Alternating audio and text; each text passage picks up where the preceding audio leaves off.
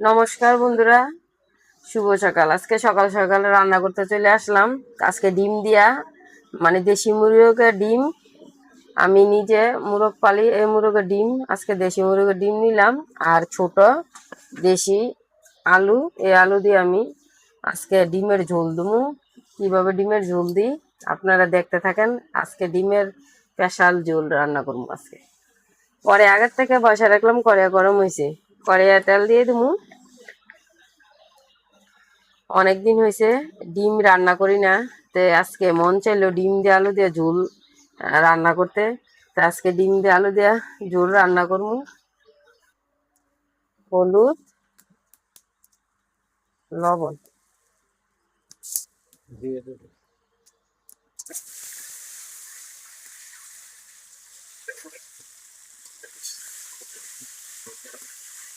ডিম ভাজানো লাল লাল করে।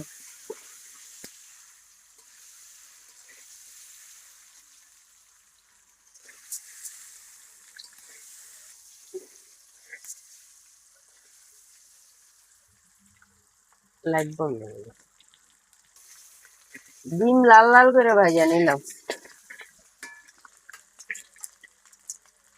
ডিম ভাজা হয়েছে, আমি নামিয়ে নেব। ডিম ভাজার পর আমি আলু ভাজা নেব। এই দেশি ছোট এই আলু দিয়ে ডিম রান্না করলে অনেক স্বাদ লাগে, খাইতে ভালো লাগে। দেশি আলু দিয়ে ডিম রান্না অনেক স্বাদ। হলুদ, লবণ,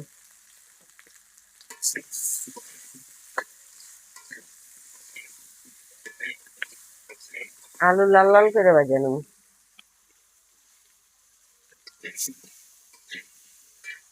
আলু লাল লাল করে ভাজা নিলাম। আলু ভাজা হয়েছে, আর নামিয়ে নেব।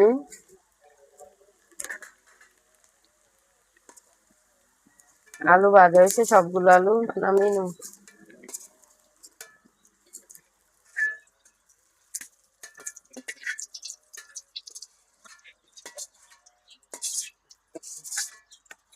আলু ভাজা নিলাম, ডিম ভাজা নিলাম, সবকিছু আমার ভাজা হয়ে গেছে। ডিম আর আলু ভাজার পরে কড়াইয়ে যে তেল আছে, ওই তেলের সাথে আর কিছু তেল দিয়ে দিলাম।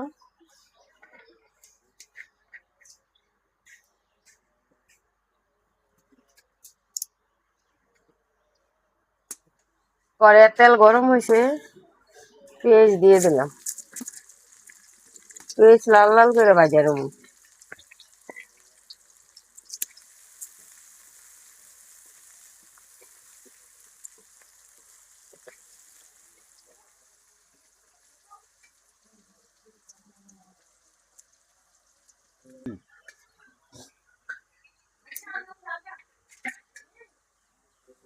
পেঁয়াজ ভালোভাবে ভাজা হয়েছে, সামান্য জল দিয়ে দিলাম।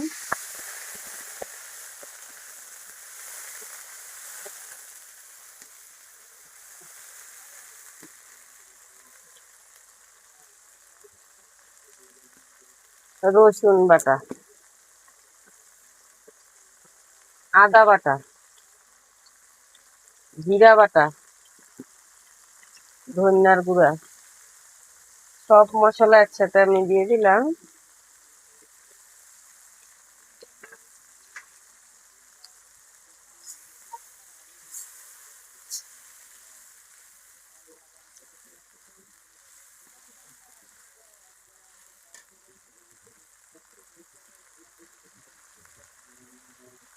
হলুদের গুঁড়া, মরিচের গুঁড়া, পরিমাণ মতন লবণ, আমি সব মশলা দিয়ে নিলাম। ভালোভাবে মশলাটা আমি কষিয়ে নেব। মশলা ভালোভাবে কষিয়ে নিলে তরকারির স্বাদ অন্যরকম হয়, খাইতেও ভালো লাগে। এই মশলাটা আমি ভালোভাবে কষিয়ে নিই।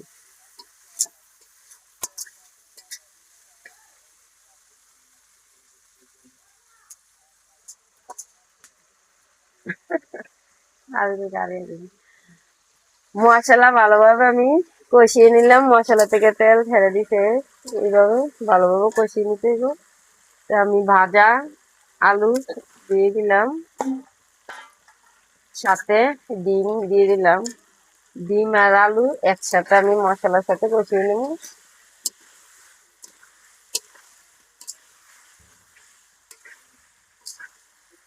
ডিম আর আলু ভালোভাবে কষিয়ে নেব।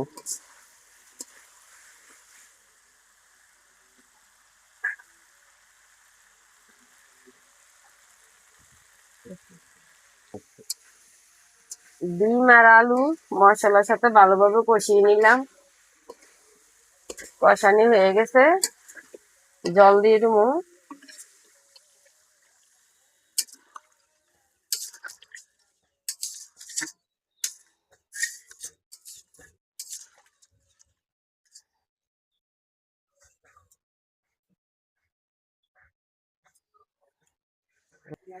এলাচ দারচিনি নিলাম আমি, ডিম তরকারির মধ্যে বাইটা দেবো। এলাচ দারচিনি যদি বাইটা দিই, তারপরে ওই তরকারিটা ডিম তরকারিতে স্বাদ অন্যরকম লাগে, খাইতেও ভালো লাগে, সুন্দর একটা ঘ্রাণ আসে। এই কারণে আমি এলাচ আর দারচিনি পাটায় বাইটা দেবো। আর এই যে দেখেন, এলাচ আর দারচিনি পাটায় বাটার, দারচিনি এলাচির একটা গন্ধ আসে, অনেক ভালো লাগে খাইতে।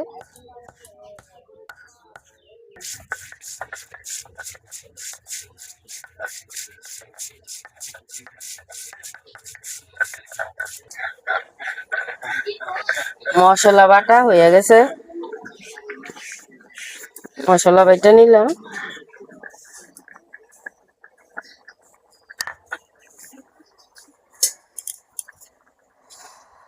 একটা বাটির মধ্যে মশলাটা নিয়ে নিই।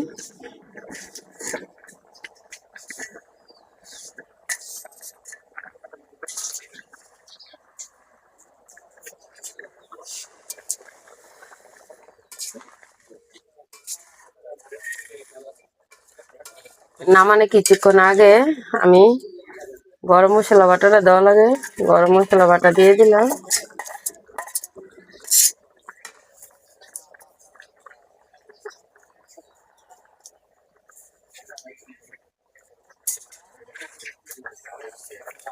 গরম মশলা বাটা দিয়ে আর একটু ভালোভাবে লাড়িয়ে মিশিয়ে নিব। এইভাবে ডিম তরকারি রান্না করলে খাইতে অনেক ভালো লাগে। আর যে দেশি মুরগের ডিম আজকে রান্না করতেছি, এই মুরগ আমি সবসময় পালি, এই মুরগের ডিম আর স্বাদে অন্যরকম। এই ডিম